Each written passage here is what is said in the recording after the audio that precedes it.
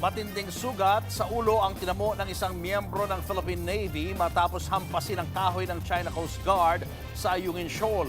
Mariing yang kinundina ng Armed Forces of the Philippines at aaksyonan daw ng Department of Foreign Affairs. Nasa frontline ng balitang yan si Mobile Journal Jazz Paredes. Sa video na kuha sa Ayungin Shoal, kita ang pagdikit ng bangka ng China Coast Guard sa inflatable boat na may sakay naman ng mga kawani ng Philippine Navy. Pinaghahampas ng mga Chinese ang mga Pinoy gamit ang kahoy na baton. Sinalag naman ng Philippine Navy ang pamamalo gamit ang kanilang mga sagwan.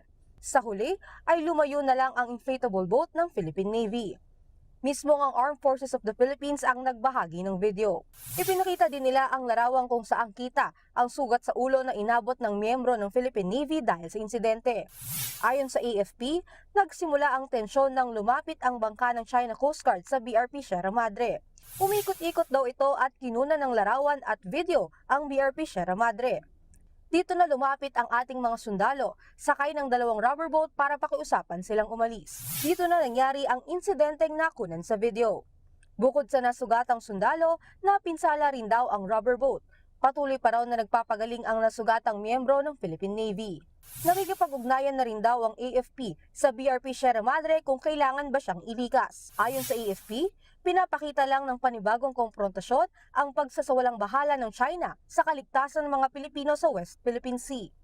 Sa kabila niyan, pinairal pa rin daw ng ating militar ang professionalism, disiplina at pagsunod sa rules of engagement batay na rin sa international law. Nananawagan din sila sa People's Liberation Army at China Coast Guard na ipatigil sa kanilang maritime militia ang anilang iligal, agresibo at mapanlinlang na aksyon sa West Philippine Sea. Nananawagan din sila sa China na kilalanin ang 2016 Arbitral Award. Ayon naman sa Department of National Defense, pinapakita lang ng insidente ang anilay pattern ng China sa agresibong asal. Lalo lang daw itong nagpapababa sa tiwala at kredibilidad ng China.